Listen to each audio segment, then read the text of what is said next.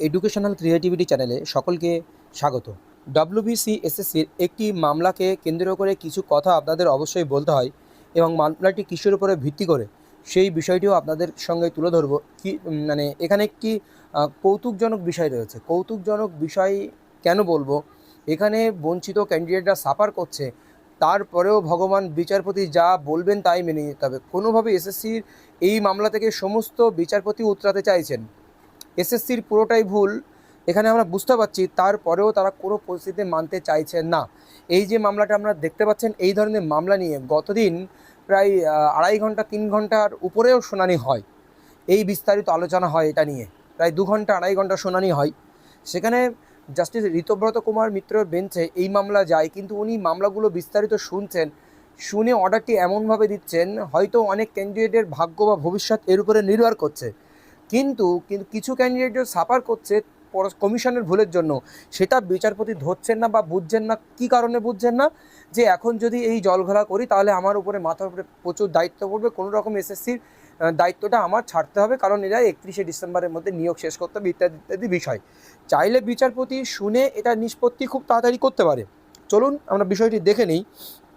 পিটিশনারের grievance কী ছিল? Petitioner are aggrieved that their grievance made on several dates has not been considered seems to be unfounded. এখানে তার grievance ছিল যে বারবার সে নক করেছে, তাকে কনসিডার করা হয়নি পিটিশনার তার যে গ্রিভেন্স ছিল সেই বিষয়ে কমিশনকে। The expert committee was appointed for the subject of the petitioner. The expert committee has considered the objection received by it and has duly published the final answer key. Expert committee was appointed subject of the petitioner. পিটিশনারদের জন্য পিটিশনারের grievance অনুযায়ী পিটিশনারের সাবজেক্টে expert committee নিয়োগ করেছিল এবং expert committee has considered objection receive. যে অবজেকশনগুলো এসেছিল পিটিশনারদের পক্ষ থেকে, সেই এক্সপার্ট কমিটি সেটি অ্যাকসেপ্ট করেছিল এবং সেটা নিয়ে দীর্ঘ আলোচনার পরে এক্সপার্ট কমিটি দেখার পরে ফাইনাল অ্যান্সার কি প্রকাশিত করেছিল। There is no provision in the rules by notification number এত, যে নোটিফিকেশান বেরিয়েছিল সেই নোটিফিকেশানে কোনো রুলস নেই। Date 29/5/2025 for re-evaluation of the publication of the final answer কি।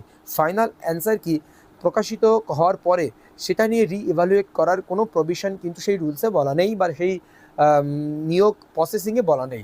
তো বিষয়টি দেখুন, তার মানে তারা যদি বলে গাছের পাতার রং লাল হয়, সেটাও এক্সপার্ট কমিটির কথা মেনে নিতে হবে।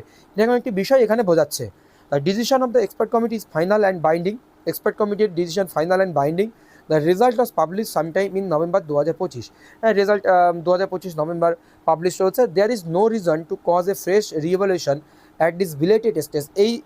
এই পর্যন্ত এসে বা দেরি করে বা এই স্টেজে এসে কোনোভাবেই ফ্রেশ রি-ইভ্যালুয়েশন করার কোনো রিজন এখানে আমি দেখছি না। Since the petitioner have already go their opportunity and such objection have been considered by the expert committee. Already petitioner সুযোগ পেয়েছে এবং এই ধরনের objection have been considered expert committee দ্বারা কনসিডার করা হয়েছে। The rules in the notification, এই নোটিফিকেশনের নিয়ম অনুযায়ী are absolutely clear in as much as rules 11, নোটিফিকেশনের rule number 11 sub rule 4 and 6 are clearly as to manner and method of preparation of panel, কীভাবে panel তৈরি করা হবে তার ম্যানার এবং মেথড কিন্তু রয়েছে। Consider selection of candidates of the state level selection committee দ্বারা যে ডিসিশন নেওয়া হয়েছিল সেই ডিসিশন অনুযায়ী। The decision of honourable supreme court of India reported 2021 to SSC 309, the re-evaluation should not be undertaken by court unless specially permitted by the rules. Supreme কোর্টের একটি রায় রয়েছে যেটি পর্ষদের কমিশনের পক্ষ থেকে দেখানো হয়েছে। এই অর্ডার অনুযায়ী বা এই সুপ্রিম কোর্টের এই জাজমেন্ট অনুযায়ী কোনোভাবে রি-ইভ্যালুয়েশনের জন্য কোর্ট কখনোই কমিটি ফরমেশন বা কিছু করতে পারে না। কোর্টের কোনো ক্ষমতাই নেই এটা রি-ইভ্যালুয়েশনের যে বিষয়টি, unless specially permitted by the rules যদি পারমিট না করে। তাহলে একটা দেখুন, প্রাইমারির ক্ষেত্রে এক্সপার্ট দিচ্ছে, কিন্তু এসএসসির ক্ষেত্রে এই জজ পাচ্ছেন না। সাহসিকতার একটা তো বিষয় রয়েছে। In the present case the rules do not specify a second challenge to the views of expert committee. Present case rules do not specify, রুলসে কোনোভাবে সেকেন্ড চ্যালেঞ্জ করার ভিউজ এক্সপার্ট কমিটি দ্বারা এরকম কিছু নেই। The preliminary answer key may be challenge by way of objection. Preliminary যে answer key রয়েছে সেটাকে চ্যালেঞ্জ করা যায়, which the petitioner have done, যেটি পিটিশনার করেছে। And there is no reason to believe that such objection was not considered by the expert committee in it is meeting held 14/10/2025। 14/10/2025 expert কমিটির দ্বারা যা meeting হয়েছিল সেই অবজেকশনগুলোকে consider করা হয়নি, এরকম ধরনের বিষয় এখানে তুলে ধরা হচ্ছে। It has also been made clear by the honourable division bench clear করেছে MAT 30/2026 Soni Bhattacharya versus the state of West Bengal একটি মামলায় that the power to interference is not when the order impugned is not right. Impugned অর্ডারে কোনোভাবে right থাকবে না, পাওয়ার two interfere কোনো কিছু হস্তক্ষেপ করারও কোনো শক্তি থাকবে না যখন ইমপিউন অর্ডারটির কোনো রাইট থাকবে না। But when it is clearly wrong এটি বাট কিন্তু যে when it is clearly wrong যখন এটি পরিষ্কার ভুল হবে, the petitioner can not seek a right beyond the rules guiding them. যেহেতু পিটিশনার এখানে রুলসের মধ্যে কোনোভাবেই আসছে না। The petitioner were aware of the rules when the participate in examination, কিন্তু petitioner aware of the rules, petitioner rules সম্পর্কে সচেতন যখন সে এক্সামিনেশনে বসেছিল। আর bound by the decision expert কমিটির যে রুলস রয়েছে বা স্টিপুলেটেড রুলস সেটা অনুযায়ী সে মানতে বাধ্য। The said rules are not under challenge and a decision take in consonance with such rules can not be altered ground that a second round of objection ought to be entertained by the expert committee.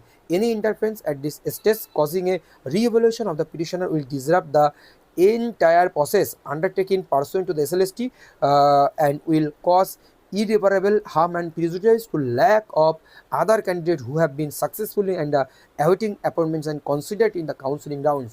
এখানে যেহেতু বলা হয়েছে কোনো rules permit করেনি, petitioner তারা পরীক্ষায় বসেছে, এখন বিলেটেড স্টেজে এসেছে, এখন যদি এই বিষয়ে এক্সপার্ট কমিটি দেওয়া হয়, উল্টোপাল্টা করা হয়, তাহলে মানে লাক্ষাধিক ক্যান্ডিডেট তাদের পক্ষে সমস্যা হতে পারে এবং অ্যাপয়েন্টমেন্ট দিতে গিয়ে অনেক সমস্যা হতে পারে। এই দিয়ে মামলাটি ডিসমিস করে ছেড়ে দেওয়া হয়েছে। কিন্তু এই যে ক্যান্ডিডেট বারবার বলছে, একটা ক্যান্ডিডেট এতটাই তো পাগল নয়, সে প্রুফ নেই তার কাছে, সে কোর্টে আসবে, এমনটা কিন্তু হয় না। প্রুফ নিয়েই তিনি কোর্টে এসেছেন, সে দেখাচ্ছেন এটা এই বইতে এই আছে, এটা পর্ষদের বইতে এই রয়েছে, কমিশন এই উত্তর নিয়েছে, এক্সপার্ট এই উত্তর নিচ্ছে। এই বিষয়টা হওয়ার পরেও এই মামলা ডিসমিস করছে, বিচারপতি বাঁচতে চাইছেন। সোজা কথা হচ্ছে হেই এসএসসি মামলা থেকে। এ হচ্ছে বিষয়। আরও এসএসসি নিয়ে কিছু ভয়ঙ্কর তথ্য আপনাদের পরের আরেকটি ভিডিওতে অবশ্যই আপনাদের জন্য আসছে। এক্সপায়ারিয়া প্যানেল থেকে শুরু করে অন্য অন্য মামলার ক্ষেত্রে কিছু আশ্চর্যজনক খবর আপনাদেরকে দেওয়া হবে। ধন্যবাদ।